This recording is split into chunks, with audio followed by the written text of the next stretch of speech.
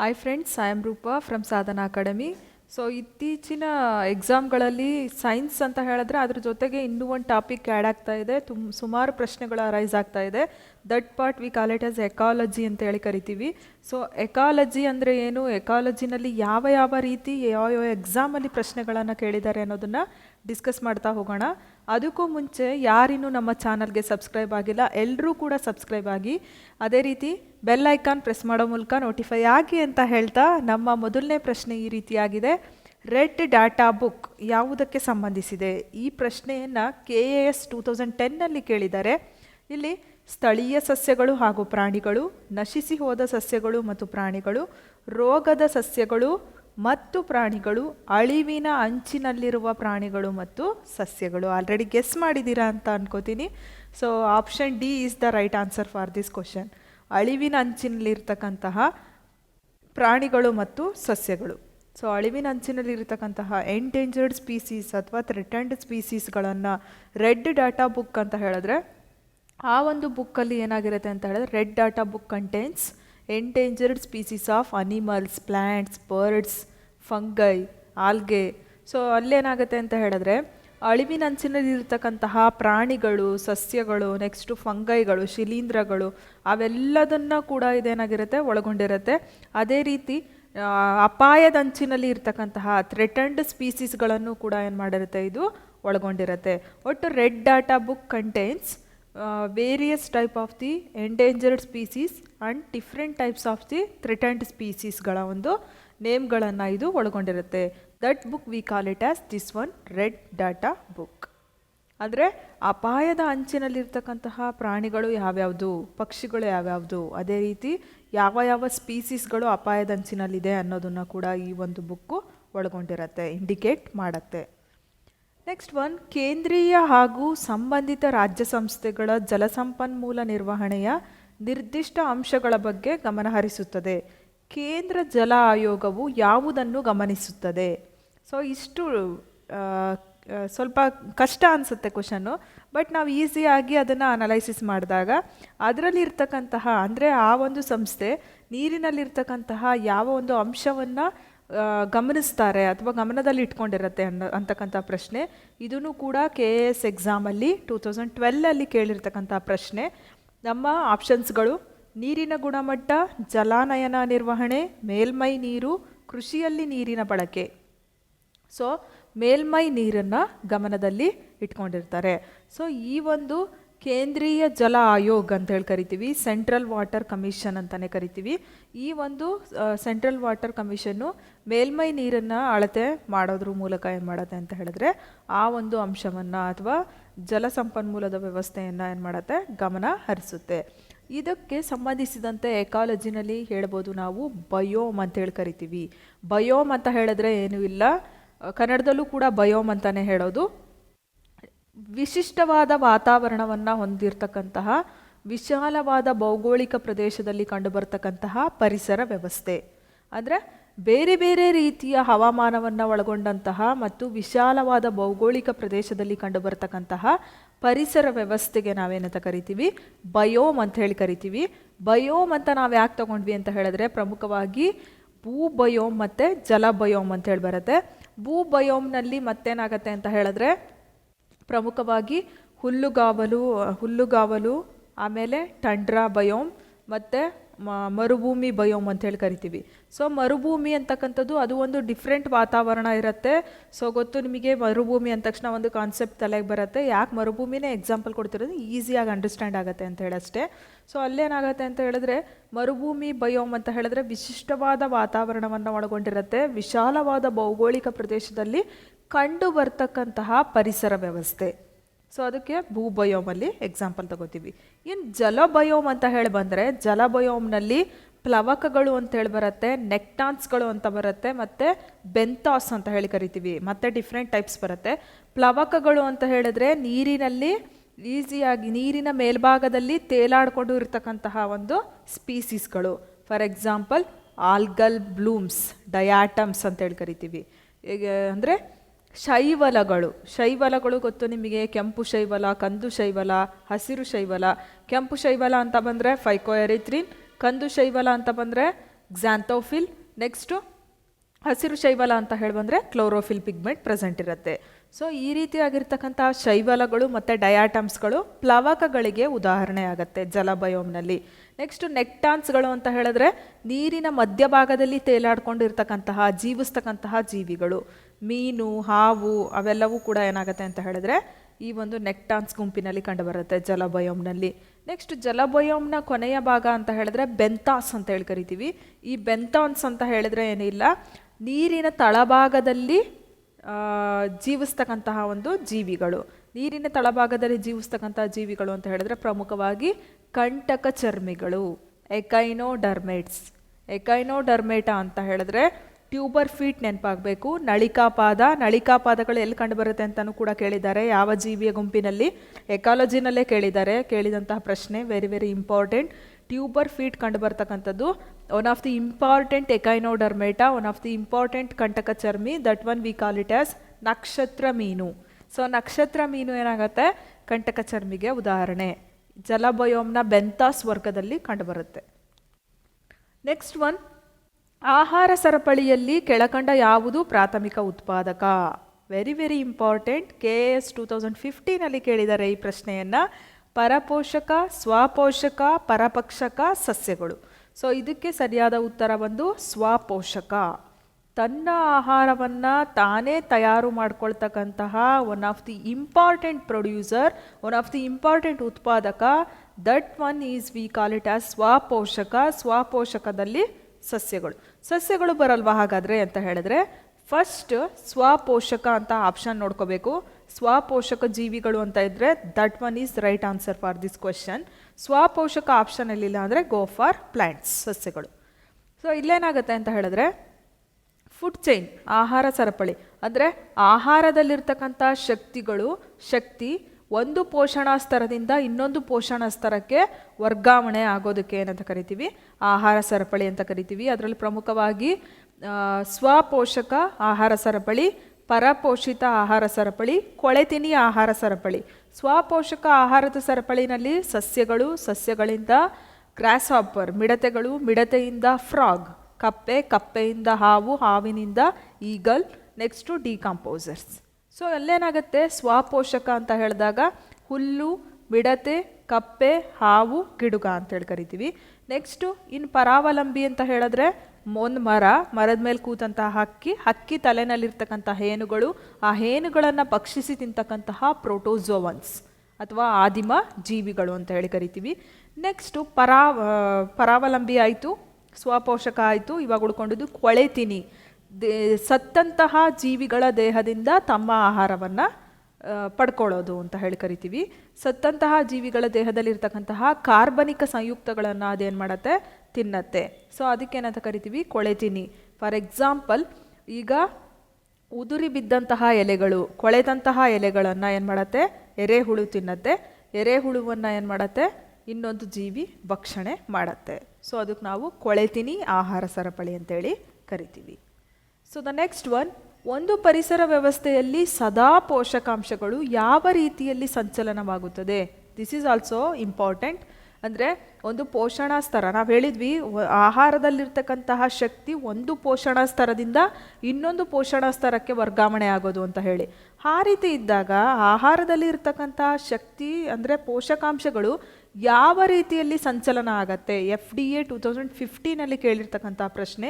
ಚಕ್ರೀಯವಾಗಿ, circular ಆಗಿ, ರೇಖಾತ್ಮಕವಾಗಿ, ಸಮಾನಾಂತರವಾಗಿ, ಸಮತಲವಾಗಿ. ಯಾವಾಗಲೂ ಪೋಷಕಾಂಶಗಳು ಚಕ್ರೀಯ ರೀತಿನಲ್ಲಿ ಏನಾಗುತ್ತೆ, ಸರಬರಾಜಾಗ್ತಾ ಇರತ್ತೆ. ಫಾರ್ ಎಕ್ಸಾಂಪಲ್, ಪ್ರೊಡ್ಯೂಸರ್ ಹುಲ್ಲು ಅಂತ ಹೇಳಿ ಕರಿತೀವಿ. ನೆಕ್ಸ್ಟು ಮಿಡತೆ, ಕಪ್ಪೆ, ಹಾವು, ಗಿಡುಗ. Next decomposers. ಅಲ್ಲೇನಾಗುತ್ತೆ, ಸದಾ ಪೋಷಕಾಂಶಗಳೇನಾಗುತ್ತೆ ಪ್ರೊಡ್ಯೂಸರಿಂದ ಕನ್ಸ್ಯೂಮರ್ಗೆ ಹೋಗುತ್ತೆ. ಅಂದರೆ ಉತ್ಪಾದಕ ಜೀವಿಯಿಂದ ಭಕ್ಷಕ ಜೀವಿಗೆ ಏನಾಗುತ್ತೆ, ಸರ್ಕ್ಯುಲರ್ ಆಗಿ, ಚಕ್ರೀಯವಾಗಿ ಏನಾಗುತ್ತೆ, ಪೋಷಕಾಂಶಗಳು ಸದಾ ಚಲಿಸ್ತಾ ಇರುತ್ತೆ. ನೆಕ್ಸ್ಟು ಲೀಸ್ಟ್ ಒನ್ ಏನಲ್ಲಿರೋದನ್ನ ಲೀಸ್ಟ್ ಬಿ ಜೊತೆ ನಾವು ಹೊಂದಾಣಿಕೆ ಮಾಡ್ತಾ ಹೋಗಬೇಕು. ಅನಿಮೋಮೀಟರ್ ಸಾಧನಗಳನ್ನು ಕೊಟ್ಟಿದ್ದಾರೆ, ಅಮ್ಮೀಟರ್, ಟ್ಯಾಕೋಮೀಟರ್, ಪೈರೋಮೀಟರ್. ಇದನ್ನು ಯಾವುದಕ್ಕೆ ಮೆಜರ್ ಮಾಡ್ತಾರೆ ಅಂತ ಹೇಳಿ. ಸೊ ಸರಿಯಾಗಿ ಅದನ್ನು ಜೋಡಿಸಿದಾಗ ಅನಿಮೋಮೀಟರ್ ಗಾಳಿಯ ವೇಗವನ್ನು ಪತ್ತೆ ಹಚ್ಚೋದಕ್ಕೆ, ಅಮ್ಮೀಟರ್ ವಿದ್ಯುತ್ ಪ್ರವಾಹ, ನೆಕ್ಸ್ಟು ಟ್ಯಾಕೋಮೀಟರ್ ಸುತ್ತುವ ವೇಗ, ಪೈರೋಮೀಟರ್ ಅತಿ ಹೆಚ್ಚು ಉಷ್ಣತೆಯನ್ನು ಅಳತೆ ಮಾಡೋದಕ್ಕೆ ಬಳಸ್ತಾರೆ. ನೆಕ್ಸ್ಟ್ ಒನ್, 2016ರ ಘನತ್ಯಾಜ್ಯ ನಿರ್ವಹಣಾ ನಿಯಮಗಳನ್ನು ಯಾವ ಅವಕಾಶಗಳನ್ನಾಧರಿಸಿ ಅಧಿಸೂಚಿಸಲಾಗಿದೆ? ಘನತ್ಯಾಜ್ಯ ನಿರ್ವಹಣೆ ಇದನ್ನು KAS 2020 ಕೇಳಿರ್ತಕ್ಕಂಥದ್ದು. ಪರಿಸರ ಸಂರಕ್ಷಣಾ ಕಾಯ್ದೆ 1986, ಜಲಮಾಲಿನ್ಯ ತಡೆ ಕಾಯ್ದೆ 1976, ಕರ್ನಾಟಕ ಮುನ್ಸಿಪಾಲ್ಟಿ ಕಾಯ್ದೆ 1964, ಕರ್ನಾಟಕ ಮುನ್ಸಿಪಲ್ ನಿಗಮ ಕಾಯ್ದೆ 1976. Very very important. ಸೊ ಇಲ್ಲಿ ಪರಿಸರ ಸಂರಕ್ಷಣಾ ಕಾಯ್ದೆ 1986. ರಾಷ್ಟ್ರೀಯ ಶಿಕ್ಷಣ ನೀತಿ ಅಂತ ಹೇಳಿ ನೆನ್ಪಿಟ್ಕೊಂಡ್ರೆ ನಾವು GK ಓದಬೇಕಾದ್ರೆ ಸೊ ಇಲ್ಲಿ ಈಸಿ ಆಗುತ್ತೆ. ಪರಿಸರ ಸಂರಕ್ಷಣಾ ಕಾಯ್ದೆ 1986. ನೆಕ್ಸ್ಟು ವನ್ಯಜೀವಿ ಸಂರಕ್ಷಣಾ ಕಾಯ್ದೆ ಅಂತ ಬರುತ್ತೆ, ಅದು 1972ರಲ್ಲಿ ಬರುತ್ತೆ. Next code of civil procedure ಅಂತ ಹೇಳಿ ಕರಿತೀವಿ, ಅದು ಕೂಡ 1973ರಲ್ಲಿ ರಿಲೀಸ್ ಆಗುತ್ತೆ. ಸೊ ಎನ್ವಿರಾನ್ಮೆಂಟಲ್ ಪ್ರೊಟೆಕ್ಷನ್ ಆ್ಯಕ್ಟ್ ಪರಿಸರ ಸಂರಕ್ಷಣಾ ಕಾಯ್ದೆ 1986ರಲ್ಲಿ ಏನಾಗುತ್ತೆ ಜಾರಿಗೆ ಬರುತ್ತೆ. ನೆಕ್ಸ್ಟ್ ಒನ್, ಹಸಿರುಮನೆ ಪರಿಣಾಮ ಈ ಕೆಳಗಿನ ಯಾವುದರ ಶೇಕಡಾವಾರು ಹೆಚ್ಚಿನ ಕೊಡುಗೆಯಾಗಿದೆ? PSI 2014ನಲ್ಲಿ ಕೇಳಿರ್ತಕ್ಕಂಥದ್ದು. ಹಸಿರುಮನೆ ಪರಿಣಾಮ, ಗ್ರೀನ್ ಹೌಸ್ ಎಫೆಕ್ಟ್ ಪದೇ ಪದೇ ಕೇಳ್ತಾನೆ ಇರ್ತೀವಿ, ಗೊತ್ತು ನಮಗೆ. CO2, ಮೀಥೇನ್, CH4 ಅವೆಲ್ಲ ಇರುತ್ತೆ, ವಾಟರ್ ವೇಪರ್ಸು ಇದೆಲ್ಲ ಇರುತ್ತೆ ಅಂತ ಗೊತ್ತು. ಆದರೆ ಹೆಚ್ಚಿನ ಕೊಡುಗೆ ಗ್ರೀನ್ ಹೌಸ್ ಎಫೆಕ್ಟ್ ಆಗೋದಕ್ಕೆ ಜಾಸ್ತಿ ಕಾಂಟ್ರಿಬ್ಯೂಟ್ ಮಾಡೋದು ಯಾವುದು? ನೀರಾವಿ, ವಾಟರ್ ವೇಪರ್, ಇಂಗಾಲದ ಡೈಆಕ್ಸೈಡ್, ಮೀಥೇನ್ CH4, ಇಂಗಾಲ ಆಮ್ಲ. ಸೊ ನಮ್ಮ ಪ್ರಶ್ನೆಗೆ ಸರಿಯಾದ ಉತ್ತರ ಆಪ್ಷನ್ ಬಿ, ಇಂಗಾಲದ ಡೈಆಕ್ಸೈಡ್ CO2. ಕಾರ್ಬನ್ ಡೈಆಕ್ಸೈಡ್ ಏನು ಮಾಡುತ್ತೆ, ಹೆಚ್ಚಿನದಾಗಿ ಕಾಂಟ್ರಿಬ್ಯೂಟ್ ಮಾಡುತ್ತೆ ಗ್ರೀನ್ ಹೌಸ್ ಎಫೆಕ್ಟಿಗೆ. ಇಲ್ಲಿ ನೋಡ್ತಾ ಇದ್ದೀವಿ ನಾವು, ಕಾರ್ಬನ್ ಡೈಆಕ್ಸೈಡು 11% ಇದೆ, ನೆಕ್ಸ್ಟು ಮೀಥೇನ್ 16% ಇದೆ, ನೈಟ್ರಸ್ ಆಕ್ಸೈಡು 6% ಇದೆ, ಅದರ್ ಗ್ಯಾಸಸ್ 2% ಇದೆ. ಕಾರ್ಬನ್ ಡೈಆಕ್ಸೈಡ್ ಇಲ್ಲಿ ನೋಡ್ಬೋದು ನೀವು, ಬ್ಲೂ ಕಲರ್ ರೀಸನಲ್ಲಿ ಇರ್ತಕ್ಕಂಥದ್ದು 65%. ಸೊ ಆದ್ದರಿಂದ ಹಸಿರು ಮನೆ ಪರಿಣಾಮಕ್ಕೆ ಹೆಚ್ಚಿನ ಕೊಡುಗೆಯನ್ನು ನೀಡೋರು ಕಾರ್ಬನ್ ಡೈಆಕ್ಸೈಡ್ ಅಥವಾ ಇಂಗಾಲದ ಡೈಆಕ್ಸೈಡ್. 65%ನಷ್ಟು ಏನು ಮಾಡುತ್ತೆ, ಅದು ಕಾಂಟ್ರಿಬ್ಯೂಟ್ ಮಾಡುತ್ತೆ ಯಾವುದಕ್ಕೆ? ಗ್ರೀನ್ ಹೌಸ್ ಎಫೆಕ್ಟ್ಗೆ. ನೆಕ್ಸ್ಟ್ ಒನ್, ಕೆಳಗಿನವುಗಳಲ್ಲಿ ಯಾವುದು ಹಸಿರು ಮನೆ ಅನಿಲ ಅಲ್ಲ? ಎಷ್ಟು ಇಂಪಾರ್ಟೆಂಟ್ ಅಂತ ಹೇಳಿದ್ರೆ ಇದನ್ನು ಕೂಡ PSI 2017ನಲ್ಲಿ ಕೇಳಿದ್ದಾರೆ. ಸೊ ಗ್ರೀನ್ ಹೌಸ್ ಗ್ಯಾಸ್ ಯಾವುದಲ್ಲ ಅನ್ನೋದನ್ನು ನಾವು ಕಂಡುಹಿಡಿಬೇಕು. ಗ್ರೀನ್ ಹೌಸ್ ಗ್ಯಾಸ್ ಯಾವುದ್ಯಾವುದು ಅಂತ ಗೊತ್ತಿದ್ರೆ ಇದನ್ನು ಈಸಿಯಾಗಿ ಫೈಂಡ್ ಔಟ್ ಮಾಡ್ಬೋದು. ಮೀಥೇನ್, ನೈಟ್ರಸ್ ಆಕ್ಸೈಡ್, ಜಲಜನಕ, ಓಝೋನ್. ಸೊ ಇಲ್ಲಿ ಸರಿಯಾದ ಉತ್ತರ ಜಲಜನಕ. ಸೊ ನಾನು ಆವಾಗಲೇ ಹೇಳಿದೆ, methane, carbon dioxide, water vapours ಎಲ್ಲದೂ ಕೂಡ ಏನಾಗುತ್ತೆ, ಗ್ರೀನ್ ಹೌಸ್ ಎಫೆಕ್ಟಿಗೆ ಕಾರಣ ಆಗಿರುತ್ತೆ. ಬಟ್ ಜಲಜನಕ ಹೈಡ್ರೋಜನ್ನು ಯಾವುದೇ ಕಾಂಟ್ರಿಬ್ಯೂಷನನ್ನು ಮಾಡೋದಿಲ್ಲ. ಸೊ ಇಲ್ಲಿ ನೋಡ್ತಾ ಇದ್ದೀವಿ ನಾವು, ಕಾರ್ಬನ್ ಡೈಆಕ್ಸೈಡು 64.3 ಅಂದರೆ 65%ನಷ್ಟಿರುತ್ತೆ, ಮೀಥೇನ್ 17%ಅಲ್ಲಿರುತ್ತೆ, ಅದರ್ ಗ್ಯಾಸಸ್ 11%ಅಲ್ಲಿರುತ್ತೆ, ನೈಟ್ರಸ್ ಆಕ್ಸೈಡು ಅದೆಲ್ಲ ಏನಾಗುತ್ತೆ ಅಂತ ಹೇಳಿದ್ರೆ 6% ಇರುತ್ತೆ. ನೆಕ್ಸ್ಟ್ ಒನ್, ಬೆಟ್ಟ ಹತ್ತುತ್ತಿರುವ ವ್ಯಕ್ತಿಯು ಹತ್ತುವಾಗ ಸ್ವಲ್ಪ ಮುಂದೆ ಬಾಗಿರಲು ಕಾರಣ? ಹೀಗೆ ನಾವು ಬೆಟ್ಟ ಹತ್ತಬೇಕಾದ್ರೆ ಈ ರೀತಿಯಾಗಿ ಬಾಗಿ ಏನು ಮಾಡ್ತೀವಿ, ನಡೀತಾ ಇರ್ತೀವಿ, ಜಾಸ್ತಿ ಸುಸ್ತಾಗಬಾರ್ದು, ಬಾಡಿ ಬ್ಯಾಲೆನ್ಸ್ ಮಾಡಬೇಕು ಅಂತ ಹೇಳಿ. ಇದನ್ನು PSI 1998ಅಲ್ಲಿ ಕೇಳಿದ್ದಾರೆ. ಸೊ ಇದು ಯಾಕೆ ಆ ರೀತಿ ಹತ್ತುವಾಗ ಸ್ವಲ್ಪ ಮುಂದೆ ಬಾಗಿರ್ತಾರೆ? ಯಾಕೆ? ಆಯಾಸವನ್ನು ಕಡಿಮೆ ಮಾಡೋದಕ್ಕೆ, ಬೀಳುವುದನ್ನು ತಡೆಯೋದಕ್ಕೆ, ವೇಗವನ್ನು ಹೆಚ್ಚಿಸೋದಕ್ಕೆ, ಸಮತೋಲನವನ್ನು ಕಾಪಾಡ್ಕೊಳ್ಳೋದಕ್ಕೆ.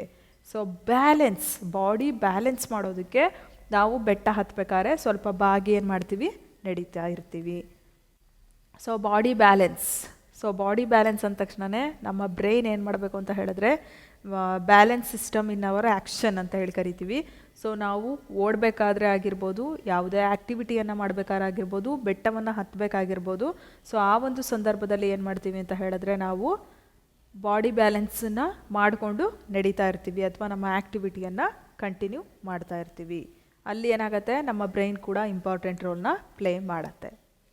ನೆಕ್ಸ್ಟ್ ಒನ್, ಸಾಮಾನ್ಯವಾಗಿ ಮುನ್ಸಿಪಲ್ ಸರಬರಾಜಿನ ನೀರಿನ ಸಂಸ್ಕರಣೆ ಯಾವ ರಾಸಾಯನಿಕವನ್ನು ಬಳಸ್ತಾರೆ? ಅಂದರೆ ನೀರಿನ ಸರಬರಾಜು ಮಾಡೋದಕ್ಕೆ, ನೀರಿನ ಸಂಗ್ರಹ ಆಗಬೇಕು. ಸೊ ಯಾವುದೇ ಒಂದು ಕೀಟಾಣುಗಳು ಅಥವಾ ಯಾವುದೇ ಒಂದು ಜರ್ಮ್ಸ್ಗಳು ಅಲ್ಲಿ ಉತ್ಪತ್ತಿ ಆಗಬಾರ್ದು ಅಂದಾಗ ಯಾವ ಒಂದು ರಾಸಾಯನಿಕವನ್ನು, ಕೆಮಿಕಲ್ ಸಬ್ಸ್ಟೆನ್ಸನ್ನು ಅಲ್ಲಿ ಬಳಸ್ತಾರೆ, ನಾವೆಲ್ಲ ಬಳಸ್ತೀವಿ. PSI 2009 ಕೇಳಿರೋದು ಇದನ್ನು. ಹೀಲಿಯಂ ಅನಿಲವನ್ನು ಬಳಸ್ತಾರೆ, ಅಯೋಡಿನ್ ಅನಿಲವನ್ನು ಬಳಸ್ತಾರೆ, ಕ್ಲೋರಿನ್ ಅನಿಲವನ್ನು ಬಳಸ್ತಾರೆ, ನೈಟ್ರೋಜನ್ ಅನಿಲವನ್ನು ಬಳಸ್ತಾರೆ. ಆಲ್ರೆಡಿ ಗೆಸ್ ಮಾಡಿರ್ತೀರ ಅನ್ಕೋತೀನಿ. Option C chlorine. ಸೊ ಇವಾಗ ಸ್ವಿಮ್ಮಿಂಗ್ ಪೂಲ್ ಅಲ್ಲೆಲ್ಲ ಏನಾಗಿರುತ್ತೆ, ಕೆಲವೊಂದು ಸುಮಾರು ಜನ ಆಟ ಆಡೋಕ್ಕೆ ಹೋಗಿರ್ತಾರೆ, ಸುಮಾರು ಜನ ಅಲ್ಲೊಂದು ಆ್ಯಕ್ಟಿವಿಟಿಗಳನ್ನು ಮಾಡ್ತಾ ಇರ್ತಾರೆ. ಸೊ ಆ ರೀತಿ ಆದಾಗ ಕಲುಷಿತಗೊಂಡಿರತ್ತೆ ನೀರು. ಸೊ ಕ್ಲೋರಿನನ್ನು ಹಾಕ್ತಾರೆ ಅಥವಾ ಬ್ಲೀಚಿಂಗ್ ಪೌಡ್ರನ್ನ ಹಾಕ್ತಾರೆ. ಕ್ಲೋರಿನನ್ನು ಹಾಕಿದಾಗ ಏನಾಗುತ್ತೆ, ಆ ನೀರು ಶುದ್ಧವಾಗುತ್ತೆ. ಸೊ ನೀರಿನ ಸರಬರಾಜು ಅಥವಾ ಸಂಸ್ಕರಣೆ ಮಾಡಬೇಕಾದ್ರೆ ಕ್ಲೋರಿನ್ ಅನಿಲವನ್ನು ಬಳಕೆ ಮಾಡಿರ್ತಾರೆ. ಸೊ ಇಲ್ಲಿ ನೋಡ್ತಾ ಇದ್ದೀವಿ ನಾವು ಸೆನ್ಸರ್ಸು, ಕೆಮಿಕಲ್ಸು, ಕ್ಲೋರಿನ್ನು ಮತ್ತು ಸೆನ್ಸರ್ಸ್. ಸೊ ಅಲ್ಲಿ ಏನಾಗುತ್ತೆ, ಕಲುಷಿತಗೊಂಡಿರ್ತಕ್ಕಂತಹ ನೀರು ಕ್ಲೋರಿನನ್ನು ಹಾಕಿದಾಗ ಶುದ್ಧ ಆಗತ್ತೆ. ನೆಕ್ಸ್ಟ್ ಒನ್, ಜೈವಿಕ ಅನಿಲದಲ್ಲಿ ಡ್ಯಾಶ್ರಷ್ಟು ಮೀಥೇನ್ ಇರುತ್ತೆ. PSI 2017 ಕೇಳಿರ್ತಕ್ಕಂತಹ ಪ್ರಶ್ನೆ. ಸೊ ಜೈವಿಕ ಅನಿಲದಲ್ಲಿ ಎಷ್ಟು ಪ್ರಮಾಣದಲ್ಲಿ ಮೀಥೇನ್ ಪ್ರೆಸೆಂಟ್ ಇರುತ್ತೆ? 10 to 20%, 50 to 70%, 0 to 3%, 15 to 24%. Very important question. So ಇದನ್ನು PSI ಎಕ್ಸಾಮಲ್ಲಿ ಕೇಳಿದ್ದಾರೆ. 50ಇಂದ 70%, 50ರಿಂದ 70% ಏನಾಗಬೇಕು, ಮೀಥೇನು ಪ್ರೆಸೆಂಟ್ ಇರಬೇಕು. ಯಾವುದರಲ್ಲಿ? ಜೈವಿಕ ಅನಿಲದಲ್ಲಿ. ಸೊ ಇಲ್ಲಿ ನೋಡ್ಬೋದು ನಾವು compound formula percentage. Methane CH4 50 to 75%, carbon dioxide CO2 25 to 50%, nitrogen N2 0 to 10%, hydrogen H2 0 to 1%, hydrogen sulphide H2S ಅಂತ ಹೇಳಿ ಕರಿತೀವಿ 0 to 3%, ಆಕ್ಸಿಜನ್ O2 0%.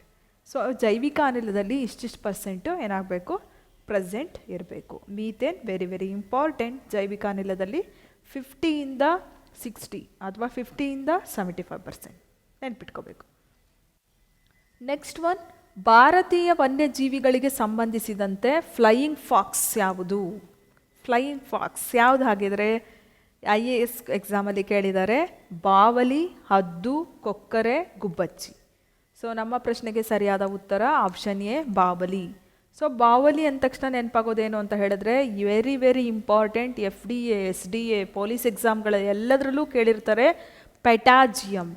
ಏನು ಪೆಟಾಜಿಯಮ್ ಅಂತ ಹೇಳಿದ್ರೆ, ಬಾವಲಿಯ ಕಾಲಿನಿಂದ ಇಡೀ ದೇಹಕ್ಕೆ ಏನಾಗಿರುತ್ತೆ, ಚರ್ಮ ವಿಸ್ತಾರಗೊಂಡಿರುತ್ತೆ.